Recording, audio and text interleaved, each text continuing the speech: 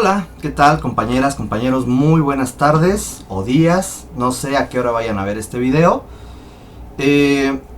Esta clase es netamente asincrónica, la idea es que ustedes lo puedan ver en un lapso previo a la siguiente clase que será sincrónica, debido a que, como ustedes saben, el calendario se vio ajustado por la pandemia y me era muy complicado tener que quitar una temática. Entonces decidí que esta temática, que es el hecho urbano arquitectónico griego clásico, lo viéramos de forma sincrónica.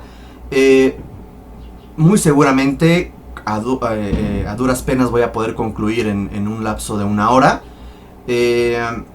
para que la siguiente clase ahora sí podamos concluir con esta temática, seguramente con Alejandro Magno y un tanto de los persas, e iniciar con el tema de Roma. Estamos dentro de la unidad la captura del espacio, la arquitectura antigua y clásica mediterránea. Y es un tema súper interesante, muy importante, porque esto es la base de la arquitectura clásica, que será retomada posteriormente por los romanos, será retomada posteriormente en el llamado Renacimiento. El barroco tendrá una síntesis del lenguaje clásico.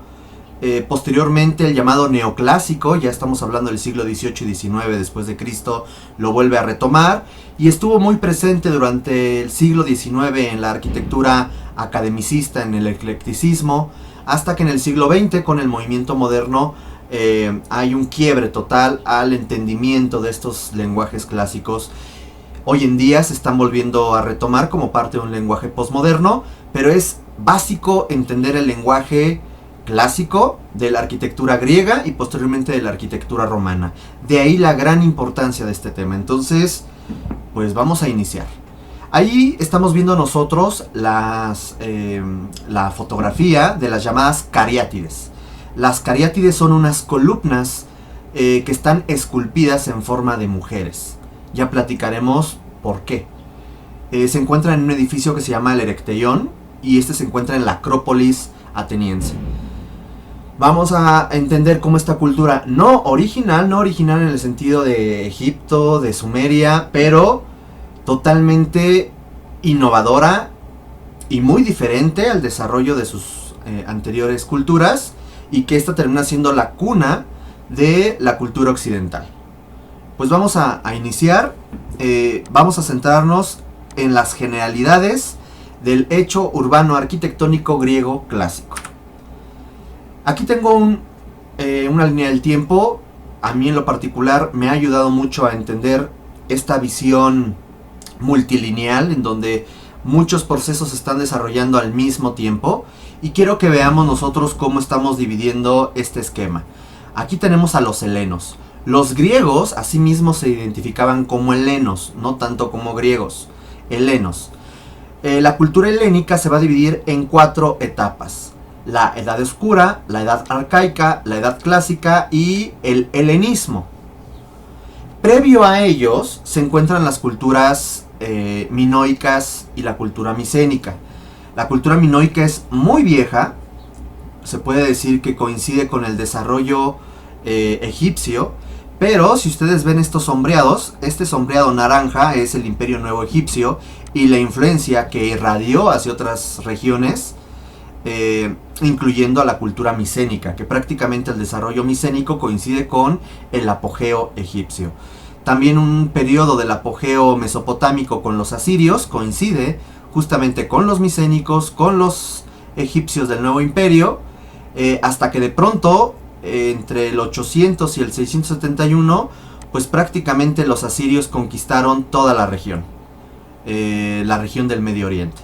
Llega un grupo de forma muy violenta a someter toda la región, que son los persas aqueménidas, hasta que chocan con los mismos griegos. Por eso pongo este simbolito que significa choque. De hecho, los helenos entraron a Atenas y destruyeron 2 veces la misma ciudad de Atenas. Ahorita platicaremos de ello. Después, la última etapa, llamada el helenismo, es cuando, gracias a las conquistas de Alejandro Magno, ahora Alejandro Magno conquistó, no nada más es macedonio, conquistó a los demás pueblos griegos, sino conquistó a los persas. Y en el paquete de conquistar a los persas, pues estaba Mesopotamia y estaba Egipto. Entonces, pues se llevó el premio mayor. Y esto hizo que se difundiera lo helénico, lo griego, por todo el Medio Oriente y gran parte del Mediterráneo. Entonces, además de que en el 147 a.C., la cultura romana conquistaría Grecia. Y en ese momento se asimila la cultura griega por los romanos. Y bueno, pues surgen las bases de la cultura occidental. Aquí tenemos un zoom a lo que sería este periodo griego, en donde se encuentran sus 4 etapas. Y bueno, sabemos que el periodo oscuro es este periodo en donde a través de una gran cantidad de invasiones indoeuropeas por jonios, dorios, aqueos, arrasan con la cultura micénica, comienzan a asentarse en territorio de las islas Egeas, del Peloponeso, de Ática, que es la región de los Balcanes, en Tracia, y comienzan a mezclarse con los grupos locales. Se le llama un periodo oscuro porque se pierde gran parte de la demografía, se pierde la escritura, se pierde muchos registros arqueológicos.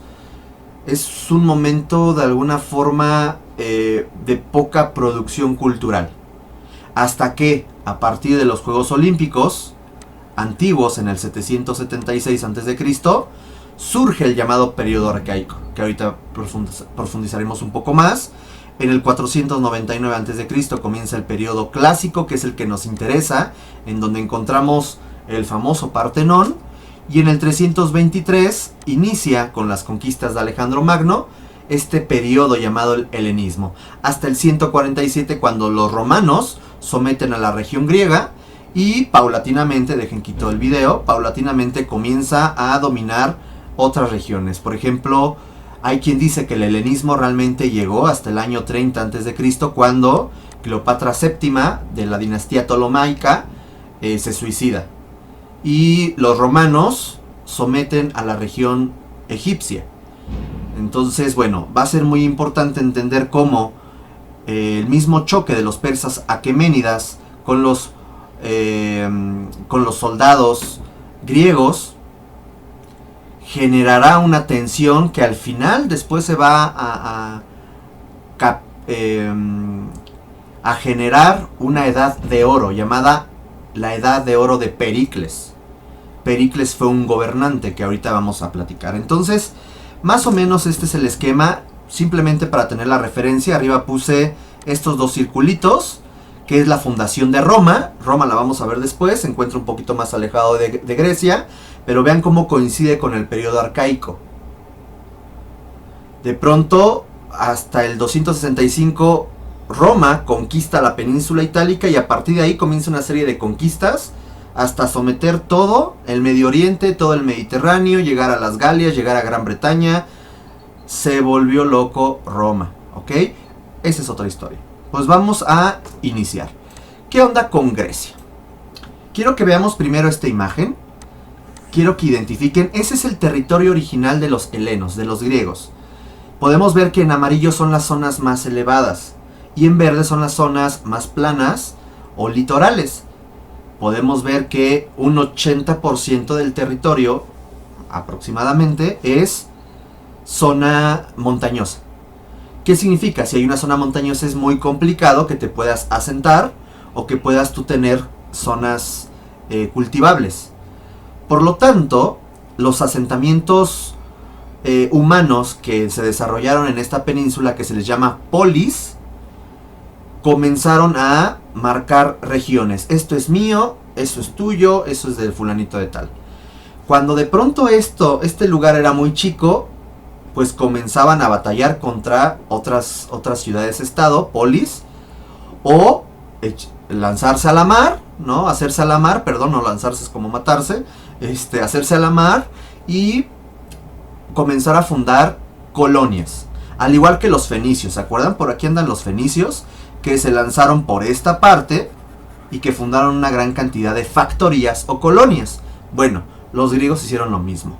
Los griegos, teniendo a Esparta, Corinto, Tebas, es otra Tebas, no la Tebas de Egipto, Atenas, Mileto, Focea, Bizancio,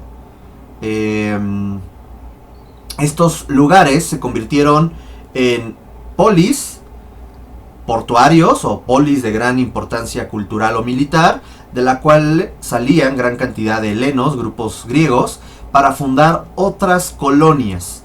Recordemos que la colonia es un asentamiento que lo que busca es extraer los recursos naturales del sitio en donde se establecieron. Y así formaron lugares, por ejemplo, la actual Marsella, que es Masalia, en Francia, se funda.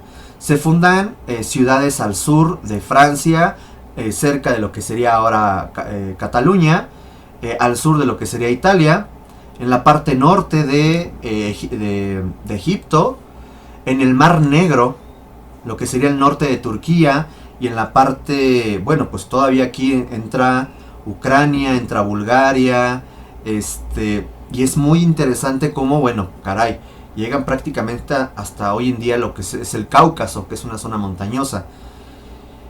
Por lo tanto, Grecia no es nada más esta península.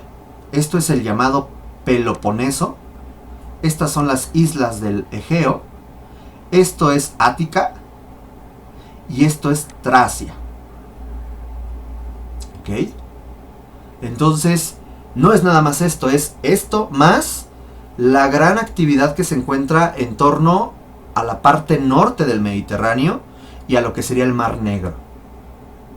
Y ahí es interesante porque entonces, a partir del difusionismo cultural, es como comenzaron a influenciar lo griego hacia toda la parte norte del Mediterráneo. Los mismos romanos se vieron influenciados. Los romanos surgen por acá.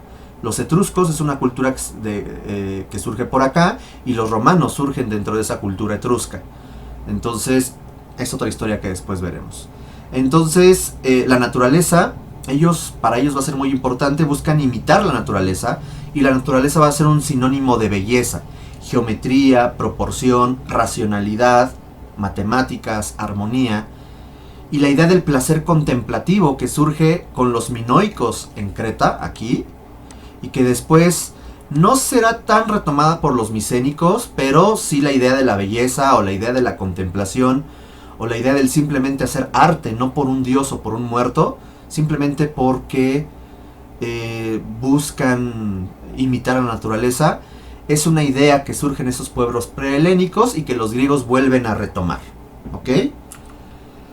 Aquí tenemos ya el establecimiento o las áreas de influencias griegas. Podemos ver cómo tanto en la península itálica, al sur de Francia, lo que es actualmente la isla de Cerdeña, Córcega, la parte sur de lo que es Italia, la isla de Sicilia, prácticamente hasta Croacia, compañeras y compañeros.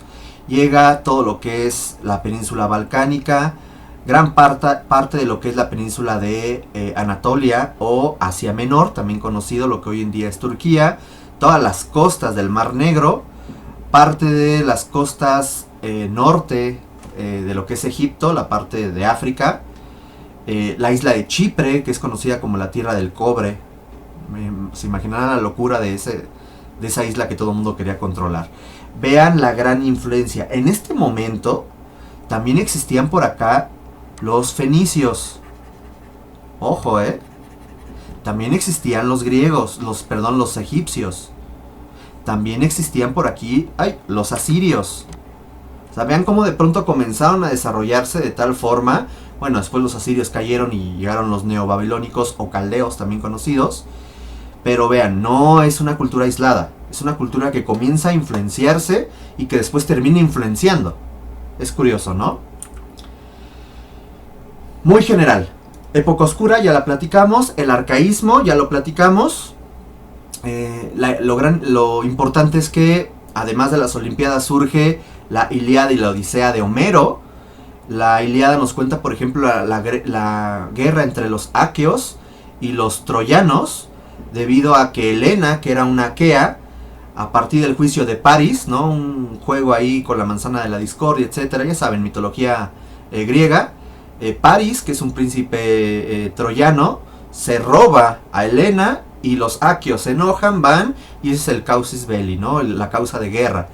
Y bueno, al final con un caballo de madera gigante entraron a la ciudad y arrasaron con Troya. Esa historia épica se cuenta gracias a Homero en el periodo arcaico, y también da pie a este desarrollo narrativo.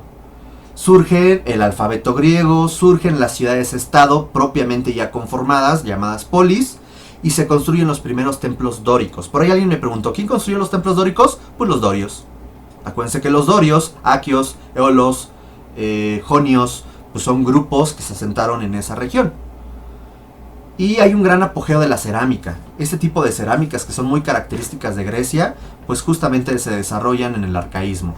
Es interesante porque aquí vemos la lucha entre los griegos y los persas. Porque en el clasicismo, que es entre el 499 y el 323, un gran hecho importante a nivel mundial son las guerras médicas. Yo sé que cuando hablamos de guerras médicas pensamos en médicos, pero no son médicos. Habla de la guerra que tuvieron los griegos contra las personas que venían de la región media. Y la gente que venía de la región media también se les conocía como medos, o sea, los persas.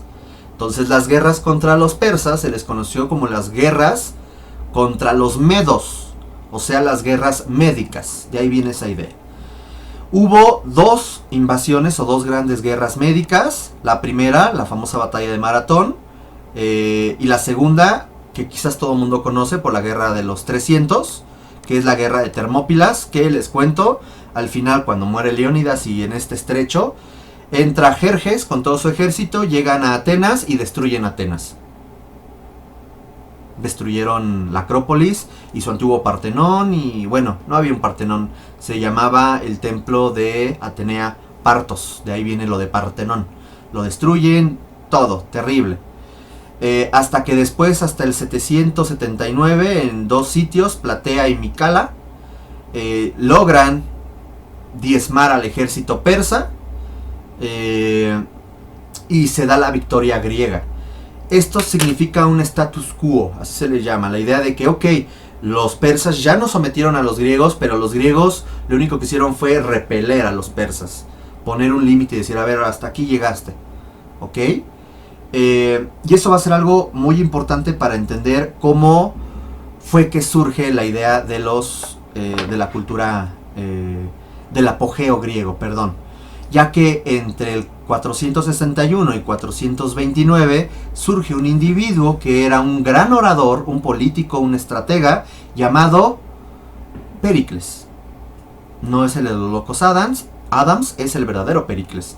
Y este señor generó o impulsó las artes, la arquitectura, un gran florecimiento económico, cultural, político, la democracia ateniense, y se le llamó el siglo de Pericles.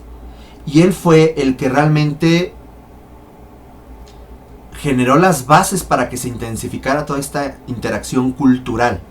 Y lo que conocemos hoy en día como lo griego fue gracias a su gobierno, a su periodo de gobierno, a sus propuestas, a sus reformas. Este señor va a coincidir con justamente el declive también de esa cultura, la llamada Guerra del Peloponeso. Es bien curioso, porque las ciudades-estado, acuérdense con este esquema mesopotámico, que es algo muy común en otras culturas, en donde cada ciudad tiene su propio gobernante, tiene su propio dios protector, pero todos ellos se identifican como griegos, o como sumerios, o como asirios, con sus dioses protectores que son parte de todo un gran panteón. ¿Ok? Es muy curioso porque comúnmente en las ciudades-estado, hasta con los mayas pasaron, si aquí hay dos ciudades que son parte de una gran cultura, pero son dos ciudades rivales por economía, por ubicación estratégica, lo que sea, se empiezan a hacer la guerra entre ellos. Pero si de pronto llega un grupo cultural diferente, como en este caso los persas, todas las polis, en lugar de enemistarse entre ellas, ahora contra el nuevo, ¿no? Es como si de pronto ustedes saben que doy clases en el Villagrán y en el Lazo, en arqueología. Estamos muy felices y contentos y de pronto llega el taller Mac Cheto. todos contra el macheto, va. Ok, más o menos. Ya que ya no está el invasor, ahora sí, los dos talleres empiezan a pelear. Algo así serían las polis griegas, ¿ok? Y la guerra del Peloponeso fue justamente el buscar una hegemonía, o sea, un líder político-cultural entre los atenienses y los espartanos. Los espartanos siempre fueron más militarizados y los atenienses siempre fueron más culturales, más artísticos. Entonces comenzaron a hacer guerra entre ellos y ellos hacían alianza con otras polis. Entonces se hizo dos grandes grupos culturales que chocaron entre sí y al final eso mismo que se comenzaban a debilitar y un grupo griego al norte que se llamaban los macedonios, pues subió al desquite y conquistó a todos, ¿no? Ahí es donde encontramos a Alejandro Magno, eso lo platicaremos después. Pues vamos a continuar. ¿Cuáles son las generalidades del contexto griego? Primero, hubo diferentes tipos de gobiernos y se organizaban por ciudades-estados. O sea, existió la oligarquía, que era un jefe local o un gobierno de un rey. El gobierno aristocrático, que era el gobierno de los nobles, de los terratenientes, de los que tenían el poder económico. La tiranía, que era el gobierno de un tirano que da un golpe de estado. O sea, cuando un militar da un golpe de estado, eso es un tirano. Y la democracia, cuando los ciudadanos se reúnen en una asamblea para elegir a su representante y tomar decisiones. Ok, entonces Grecia tuvo 4 diferentes formas de gobierno, cosa que las otras culturas no había tenido.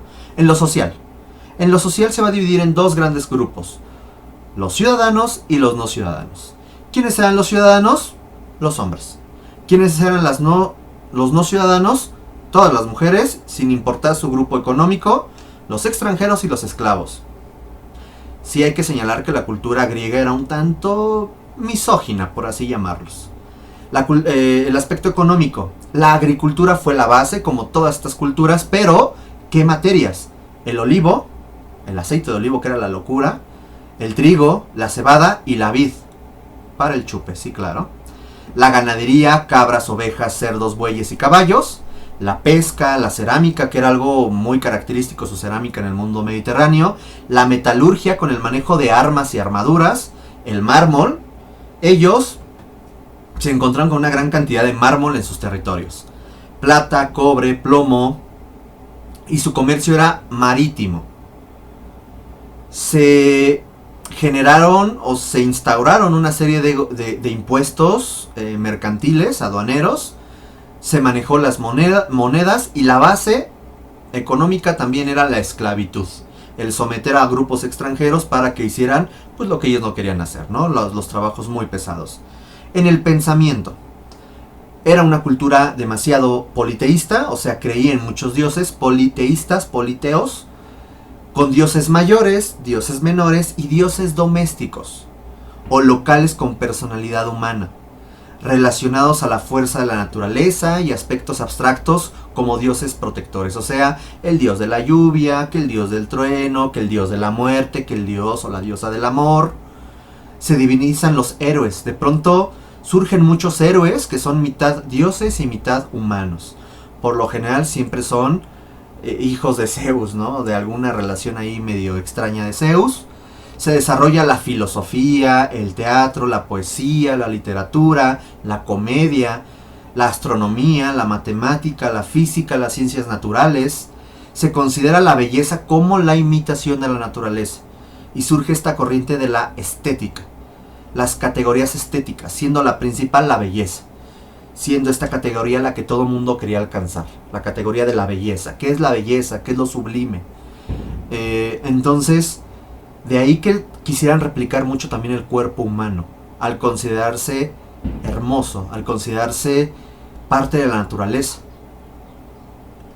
El antropocentrismo es otro de los conceptos fundamentales para esta cultura debido a que el hombre, bueno, vamos a hablar de el ser, hombre y mujer, se considera como un principio ordenador. Sus medidas, su escala humana se considera para poder diseñar. ¿Ok? Bueno, ahí tenemos imágenes de 3 grandes filósofos, Sócrates, Platón, Aristóteles, que son bueno, pues característicos y base de toda la cultura griega, junto con otros que Euclides, que Pitágoras, que Arquímedes, que Demócrito, que Erastóstenes, que Aristarco, que Tales, que Hipócrates. Uf, ¿no? Entonces también hay historiadores, Herodoto, que es el padre de la historia, Hipócrates, que es el padre de la medicina, en fin, surge gran parte de la ciencia y la filosofía, de las ciencias naturales, justamente en esta cultura. Ahorita hablamos algo de la escultura. El panteón griego es apasionante, es una locura porque el panteón griego es tan, a veces inmoral, es tan incorrecto, pero también es tan perfecto porque es un reflejo de los humanos. Ellos son un reflejo de las virtudes y de los vicios humanos. Entonces tenemos un gran panteón en donde tenemos al caos, luego a Gea y a Uranos como los creadores de todo, Cronos y Rea, y de ahí aparece Zeus y toda una descendencia, porque sabemos que Zeus es un tanto loquillo. Digamos que, bueno, le gustaba dar amor, ¿no? Y vamos a tener, por ejemplo, a Zeus con Hera, y que cada uno de ellos tenían un atributo especial. Con sus hermanos Hades y Poseidón, Demeter, Hestia, y una serie de hijos que salen a través de Hera y de Zeus y de otras personitas, ¿no? Apolo, Afrodita, Artemisa, Atenea, Hermes, Dionisio, Ares, Hefestos. Y la escultura y la pintura se vuelve algo importantísimo. Esa pintura no es una pintura griega, es una pintura renacentista de Rafael. No la Tortuga Ninja, sino el gran pintor renacentista. Mientras que abajo tenemos dos esculturas, una de Zeus y otra de Venus, que bueno, para ellos es Afrodita. La gran belleza en el manejo de la escultura, en el entendimiento de la anatomía, se hace presente aquí. Vamos a tener justamente que dentro de la iconografía griega, es bien interesante. ¿Qué es iconografía? Y es algo que vamos a ir viendo. Resulta que se representan historias mitológicas a partir de dibujos. Entonces cuando yo veo el dibujo puedo entender a qué se refiere. Zeus tuvo la unión con muchas diosas y tuvo descendencias con estas diosas. También tuvo descendencia con humanas. De hecho, ustedes han visto este video de Destripando la Historia, ¿no? La de Es Zeus, que Zeus es un loquillo.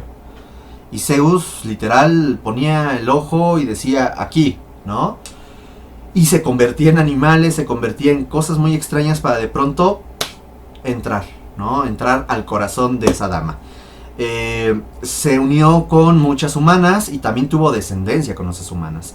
Tienen que ver ese video como para que vean que de pronto hay unas diosas. Les puse aquí, por ejemplo, Danae. Hay una imagen ahí donde se ve, bueno, muy breve por el tiempo. Está ella acostada y empieza a caer una lluvia dorada. Bueno, esta lluvia dorada es Zeus. Entra y bueno, pues la embaraza. Es toda una historia, no me da tiempo de contarla. La historia de Leda, ¿no? Una virgen. De pronto Zeus se transforma en un cisne y bueno, pues el cisne anda queriendo pues amar a Leda. También era muy parejo. Aquí está la historia de la iconografía de Genímedes. Genímedes era un hombre joven muy guapo y dijo, ese me gusta, me convierto en águila y me lo llevo. Europa, ¿no? Resulta que también se le conoce como Io. Europa era una princesa fenicia muy hermosa y de pronto recuerden que los fenicios tenían esta idea también por el toro, etc. Y Zeus se convierte en un toro blanco y se la lleva, el rapto de Europa. Y así, ¿no? Uno que me gusta mucho y ahí también sale en la historia esta de Destripando la Historia, que es el de Calisto. Calisto era una sacerdotisa de... no me acuerdo si de Afrodita o de qué diosa. Pero de pronto pues las sacerdotes tenían que ser vírgenes. Y entonces Zeus se convierte en la apariencia de la diosa a la que ella veneraba. Y pues se dan amor, ¿no? Finalmente de ahí surge también una descendencia. Es un loquillo. Y lo interesante de eso, vamos a dejar por ahí un ejercicio que luego les comentaré, para que ustedes puedan postear en el grupo de Facebook de Facebook, iconografía. Pero eso lo vamos a ver después. Y yo generaré la actividad en el aula virtual y les indicaré, ¿sale? Aquí dejamos la primera parte del video y en breve continuamos. Muchas gracias.